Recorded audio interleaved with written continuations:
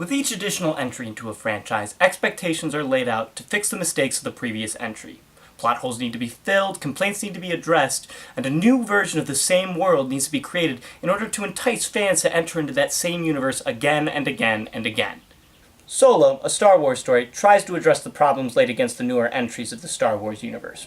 Practical effects are used in favor of CGI, the slapstick humor of The Last Jedi is abandoned in favor of more in-universe jokes, and connections are made with the Western genre which inspired the original Star Wars. But these problems only tackle the surface value complaints of the franchise. What Solo makes up for in a newer gloss and original trilogy references, it lacks in consistent characters and fine-tuned dialogue, resulting in a movie that looks like a Star Wars film, but plays more like an average popcorn flick. The story follows Han Solo, played by Alden Ehrenreich, as he looks to achieve his goal of becoming the greatest pilot in the universe. Along the way, he assembles a motley crew, performs heists against insurmountable odds, and does it all with a swagger and finesse reminiscent of Harrison Ford.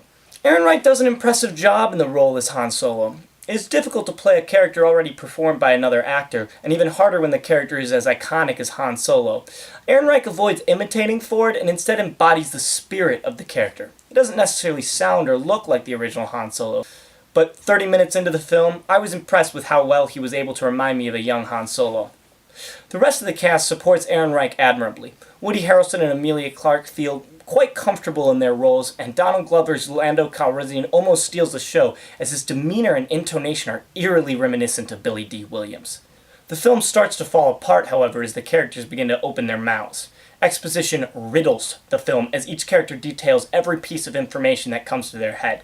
Instead of casual conversations to make the audience curious about what the characters may be referring to, the dialogue is fed to the audience to ensure everyone aged 5 to 90 doesn't miss anything. The mystery and foreshadowing of the original Star Wars trilogy helped build a sense of universe and grand scale.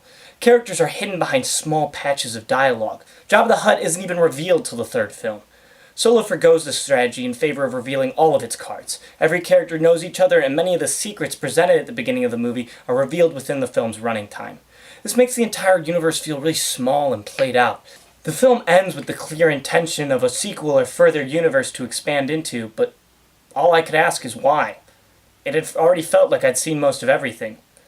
Solo: A Star Wars Story misses what made the original Star Wars so great. It wasn't the practical effects or subtle nods to westerns. See, Star Wars built a world for the audience to delve deeper into. Characters that felt like people rather than vehicles for bits of dialogue.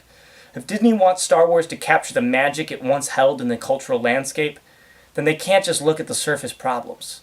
A shake-up of the foundations might be the only way for current Star Wars to be more than just a way to burn a Friday afternoon.